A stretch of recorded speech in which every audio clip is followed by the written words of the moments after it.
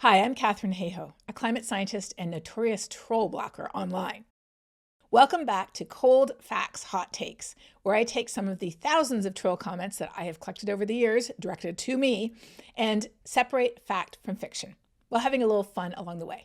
Today, we are going to be talking about the so-called green scam. The idea that the only reason for climate action is because these shadowy, nefarious people are enriching themselves off green solutions and paying us scientists to boost them. Let's see what we've got. Before we go any further, let's talk a little bit about costs, because there's this whole idea that, we climate scientists are just raking it in. Make it rain.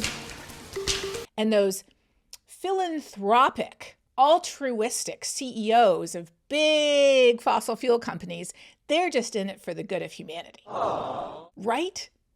No, not so fast. So one of my students asked me a good question the other day. He said, if we really have $7 trillion of fossil fuel subsidies every year, which we do according to the International Monetary Fund, then why don't green energy companies do the same? Why don't they lobby? Why don't they advocate? Why don't they get politicians to try to, slant things in their direction instead? I don't know. That's a good question. So we did a little exercise where we looked up the revenues of Exxon, $332 billion in 1 year. Chevron, $190 billion in 1 year. The biggest clean energy company in the world is a Spanish company, $64 billion. After that, the next biggest, 35, the next biggest, 25. That is literally an order of magnitude less in revenue than the big fossil fuel companies. They're making 10 times more money. And I mentioned the impacts, $16 million an hour, $140 billion a year of impacts that the fossil fuel companies are not being charged for if you don't have a price on carbon. And then there's the subsidies, which work out to another $1 million per hour. That is a lot of money. Coming out of essentially taxpayers' pockets because of all the policies giving them the tax breaks. What did you say?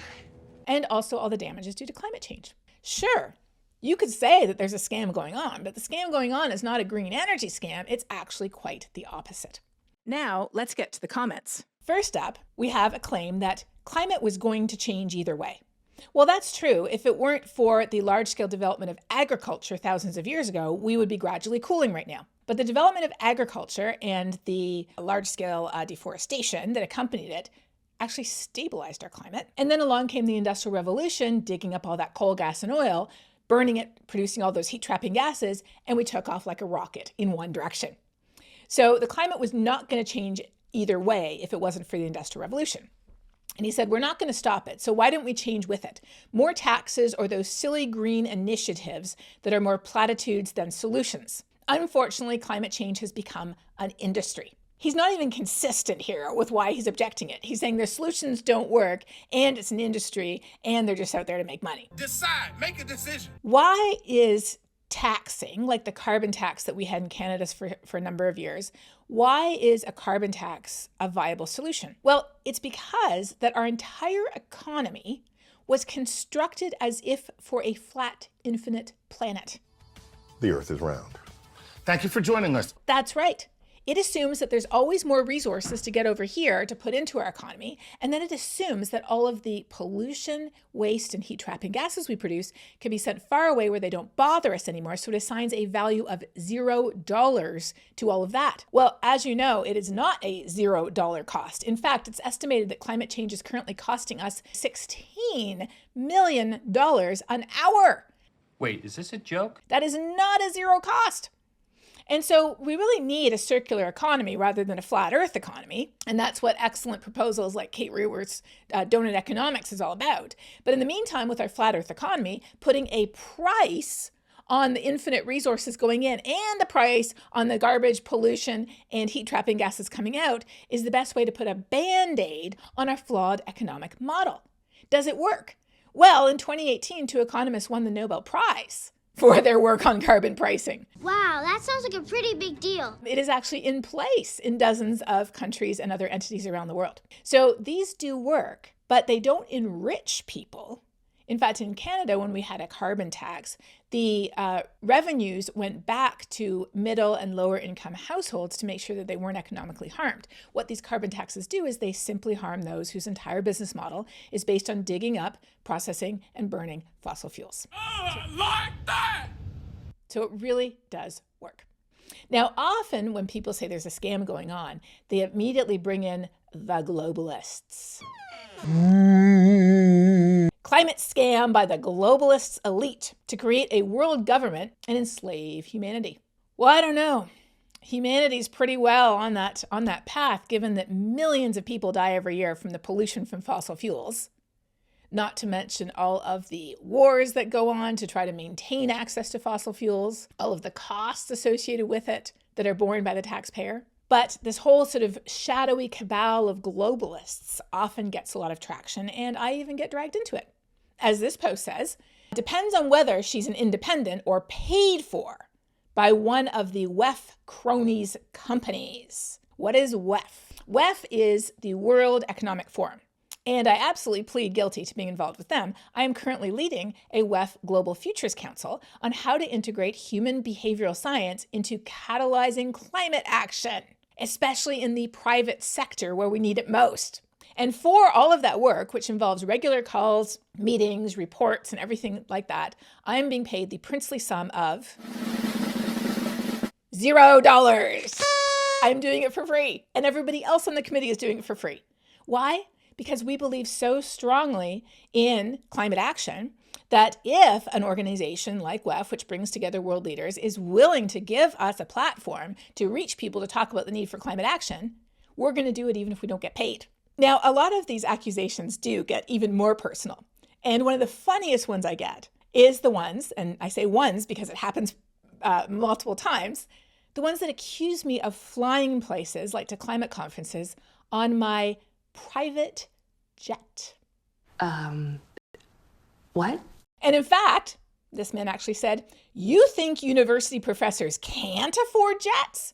You must not be aware how much they're paid if you think that." Sir, I am extremely familiar with how much university professors get paid because I am one, and I've been one for more than 20 years. And I can promise you that even if I saved every penny I had and I didn't spend it on anything, I literally just put my entire salary in a bank after taxes. I didn't use it to pay a mortgage. I didn't use it to pay tuition. I didn't use it to buy food for my family or pay our bills. I just put it in a bank. I still couldn't afford a private jet. And even if I could, I wouldn't get one, obviously. But I mean, oh my gosh. So no, university professors can't afford a private jet, but I'll tell you who can afford a private jet. Oil company executives. On to the next. What about industry funding? This guy's like, "Gee Willie, how much industry-based funding do you receive? Is it nice in the ivory tower, Doc? Want to know how it looks like down here on the streets?" Newsflash, I don't get any industry funding. Yeah, Big Green has not showed up offering me any money. I get the occasional grant. Right now I have a grant from the housing department in the US to look at how to plan for climate resilient housing.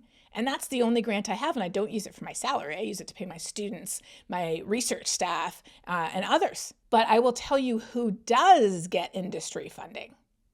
Petroleum geologists. I suppose I should have seen it coming. Next up, this person says, "How are you sending the profits from your book?" People have these delusions that we make millions off books. I can tell you we don't. And every penny of profits I made from my book, I reinvest in doing climate communication. How are you sending the profits for your book? Everyone writes books on the subject and not one dime goes to the problem. Well, actually, excuse me, sir, all my dimes go to the problem. Al Gore has profited $31 million off climate change. Don't know where he got that stat from. Nothing like making money from people's misery. Well, I will tell you who does make money off their books. It's the people who write books about climate denial and get their books boosted into bestseller lists by the deep pockets of climate denying organizations funded by who? The fossil fuel industry. I'm beginning to see a pattern here that I'm not so sure if I like. Yes. So do you see the pattern here? This is something called projection. It's where people accuse others of doing what their side is actually doing. Yes. Do you really think the CEO of an oil company is running a global benefit campaign? No. They're digging up and burning stuff that, yes, does power our energy system and, yes, does need to be replaced gradually. We can't flip a magic switch overnight, but it needs to be replaced because it is literally the air pollution alone is killing millions of people every single year. And they are not philanthropists. In fact, over time, especially the last couple of years, their profits have risen as the prices get higher and higher. And guess what? The subsidies have risen too. Siri, Google how to sink a super yacht. No AI! This is not a philanthropic industry. They are out there to make money. They definitely have private jets, and they might even buy an academic or two, but they're not buying climate scientists, I can tell you that. I hope you like this preview of cold facts, hot takes. Up next, I'm responding to a few more of the more personal comments I get about money. If you want to hear more, subscribe to Talking Climate on Substack or Patreon to keep watching. Link in the description.